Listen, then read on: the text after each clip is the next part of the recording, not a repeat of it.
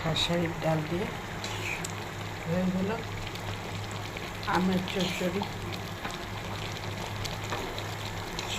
একটা বোম্বাই মরিচ দিব, হয়ে যাবে। আর একটু শুকা, এটা নামিয়ে রাখলেও শুকিয়ে যাবে, কিন্তু বোম্বাই মরিচটা দিয়ে নামাবো। নতুন একটা আইটেম করতেছি, সব চামড়া, ফার্মের মুরগির চামড়া ফেলে দেব। দেখলাম ভালোই, খুব সুন্দর করে কেটে ছোট ছোট করে টুকরা করে নিয়েছি। এখন এটা ভাজা ভাজা করব রেশন দিয়ে আর হলুদ মরিচ দিয়ে, অন্য কিচ্ছু দিব না। দেখি কেমন হয়।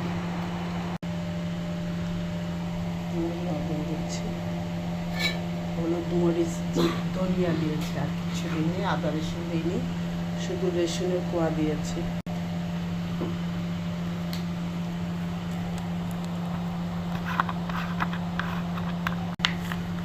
একটু ভিনেগার দিচ্ছি, একটু বেশি না, ভিনেগার দিলাম। এটা মেখে কতক্ষণ রেখে দেবো। রসুনের কোয়া আনাম দিয়েছি, রসুন বেটে দিইনি, একটু বেটে দিলেও ভালো হতো। দেখি বেটে দেবো একটু রসুন, পুরা ভাজা ভাজা করবো। ভিনেগার, সয়া সস, ধনিয়ার ফাঁকি, মরিচ আর একটু হলুদ। মরিচের পরিমাণটা একটু বেশি দিলে ভালো লাগবে, মনে হয় ঝাল ঝাল ভালো লাগবে। আচ্ছা, এটা ভাজতে থাকি, একটু রেখে ম্যারিনেট করে রেখে ভাজবো, শুধু ভাজবো, আর কিচ্ছু করবো না।